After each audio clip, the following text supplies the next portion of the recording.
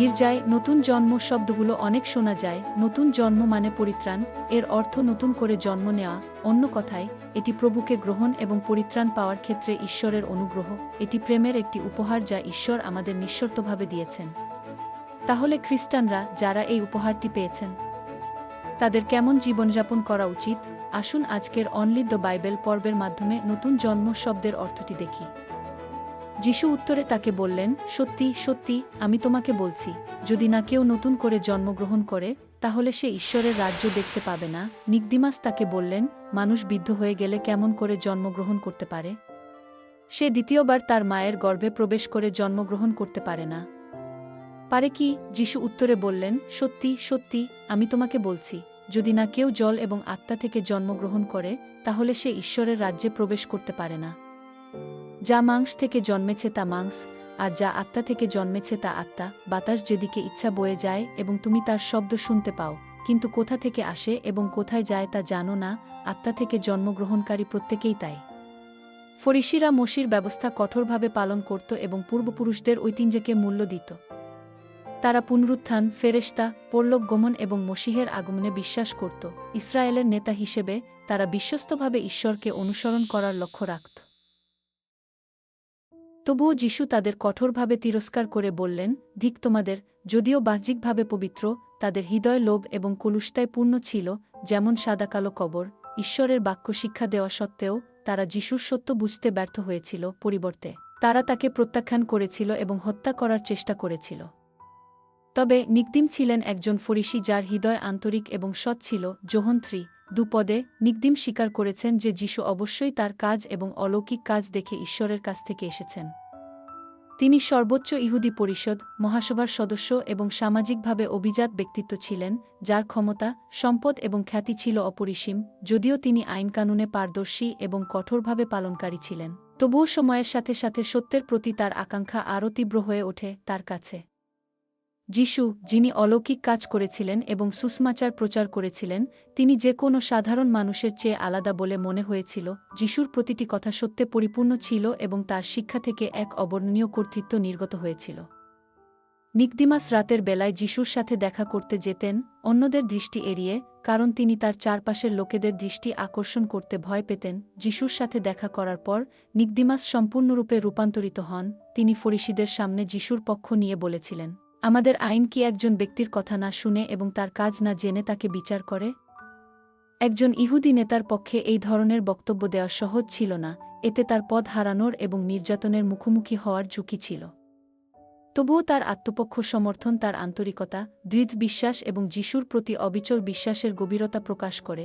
যোহন 19:39 যখন যিশুকে ক্রুশে দেওয়া হয়েছিল এবং মারা গিয়েছিলেন, তখন নিকদিমাস তাকে কবর দেওয়ার জন্য গন্ধর্স এবং অগুরু মিশ্রণ নিয়ে এসেছিলেন। নিকদিমাস যিশুর সাথে দেখা করে শ্রদ্ধার সাথে স্বীকার করেছিলেন, রব্বি, আমরা জানি যে আপনি একজন শিক্ষক যিনি ঈশ্বরের কাছ থেকে এসেছেন, কারণ ঈশ্বর যদি তার সাথে না থাকতেন তবে কেউই আপনি যে অলৌকিক কাজগুলি করছেন তা করতে পারত না। তিনি যিশুকে অলৌকিক কাজ করতে দেখেছিলেন, মৃতদের জীবিত করা, অন্ধদের চোখ খুলে দেওয়া, বোবাদের কথা বলার ক্ষমতা দেওয়া এবং অক্ষমদের হাঁটার সুযোগ করে দেওয়া, যেসব আশ্চর্য কাজ কোনো মানুষ করতে পারেনি। তার সৎ বিবেক তাকে বিশ্বাস করতে বাধ্য করেছিল যে যিশু স্বর্গ থেকে এসেছেন। তবুও যখন যিশু নিকদিমের স্বীকারোক্তি শুনেছিলেন, তখন তিনি তুমি ঠিক বলেছ বলে সাড়া দেননি। যোহন 3 আমাদের চিন্তা করার জন্য তাদের কথোপকথন লিপিবদ্ধ করে। যোহন 3:3 পদটি দেখা যাক। যিশু উত্তরে তাকে বললেন, সত্যি সত্যি আমি তোমাকে বলছি, যদি কেউ নতুন করে জন্ম না নেয়, তাহলে সে ঈশ্বরের রাজ্য দেখতে পাবে না। এটা আধ্যাত্মিকভাবে তৃষ্ণার্ত নিকদিমকে জাগিয়ে তোলার জন্য করা হয়েছিল। কিন্তু নিকদিম যিশুর কথার অর্থ বুঝতে পারেননি। যদি কেউ নতুন করে জন্ম না নেয়, তাহলে সে স্বর্গরাজ্য দেখতে পাবে না। কিন্তু কিভাবে একজন ব্যক্তি দুবার জন্মগ্রহণ করতে পারে? যোহন 3:4 নিকদিম উত্তর দিয়েছিলেন, জিজ্ঞাসা করেছিলেন, কেউ বৃদ্ধ হয়ে গেলে কিভাবে জন্মগ্রহণ করতে পারে? সে কি দ্বিতীয়বার তার মায়ের গর্ভে প্রবেশ করে জন্মগ্রহণ করতে পারে না? সে কি পারে? এটা সত্য যে একবার জন্মগ্রহণ করার পর একজন ব্যক্তি তার মায়ের গর্ভে পুনরায় প্রবেশ করতে পারে না। কিন্তু নিকদিমাস যিশুর আধ্যাত্মিক অর্থ বুঝতে পারেননি এবং একটি আক্ষরিক এবং বিভ্রান্তিকর প্রশ্ন জিজ্ঞাসা করেছিলেন। উত্তরে যিশু যোহন 3:5-7 ব্যাখ্যা করেছিলেন, সত্যি সত্যি আমি তোমাকে বলছি, যদি না কেউ জল এবং আত্মা থেকে জন্মগ্রহণ করে তবে সে ঈশ্বরের রাজ্যে প্রবেশ করতে পারে না। যা মাংস থেকে জন্মেছে তা মাংস, আর যা আত্মা থেকে জন্মেছে তা আত্মা। আমি তোমাকে বললাম, তোমাকে নতুন করে জন্ম নিতে হবে, এতে অবাক হও না। যিশু শিক্ষা দিয়েছিলেন যে ঈশ্বরের রাজ্যে প্রবেশ করতে হলে তোমাকে জল ও আত্মা থেকে নতুন করে জন্ম নিতে হবে এবং ভেতরের আত্মাকে পুনরুজ্জীবিত করতে হবে। কিভাবে একজন ব্যক্তির আত্মা মারা যায় এবং কিভাবে আপনি জল ও আত্মা দিয়ে পুনরুজ্জীবিত হতে পারেন?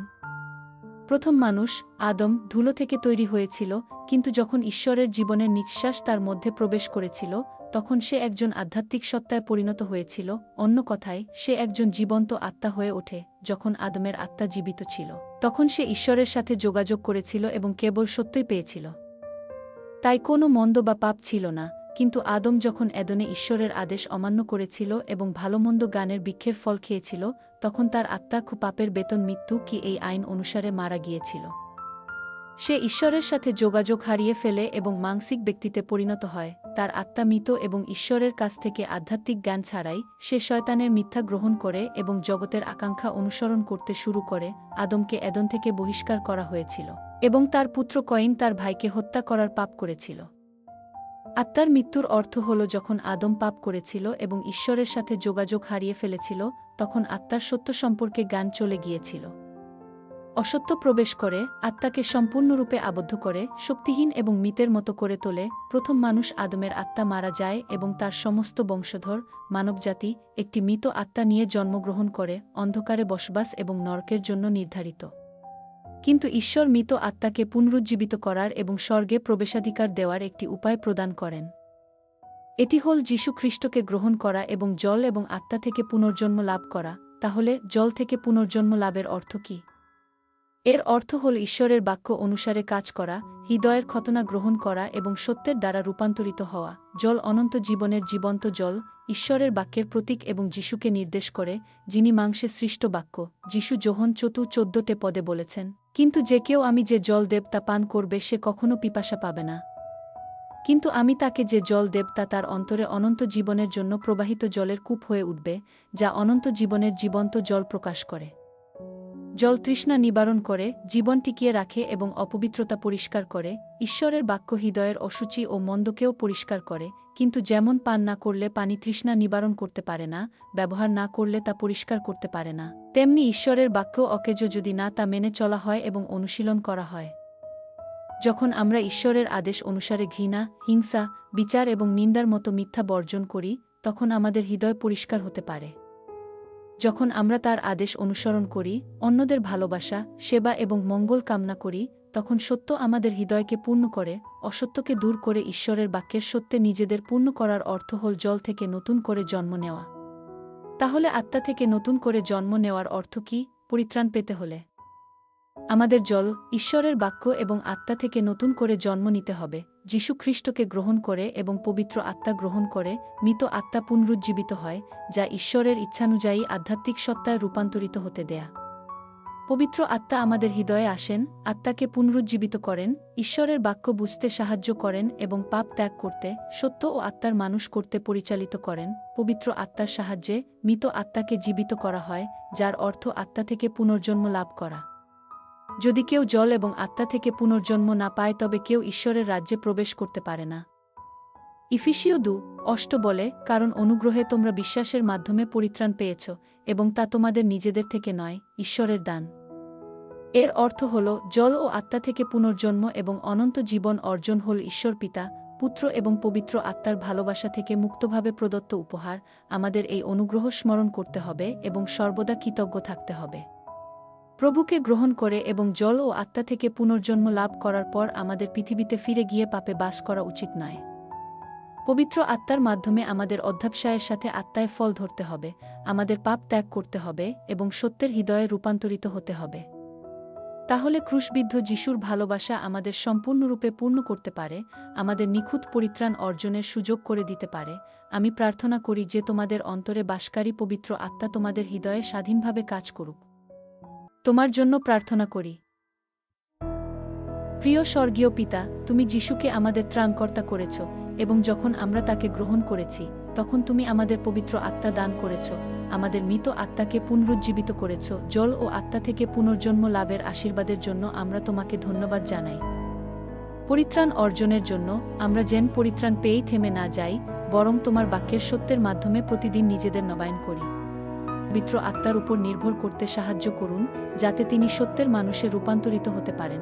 যারা এখনও পবিত্র আত্মা পাননি, তারা যেন তাদের হৃদয় খুলে দেন, বিশ্বাস করেন এবং গ্রহণ করেন যে প্রভু ক্রুশের মাধ্যমে আমাদের পাপীদের সমস্ত পাপ ক্ষমা করেছেন। তাদের অন্তরে বাসকারী আত্মার প্রকৃত আশীর্বাদ অনুভব করার জন্য আশীর্বাদ করুন। আমরা আপনাকে ধন্যবাদ জানাই এবং যীশু খ্রিস্টের নামে প্রার্থনা করি। আমিন।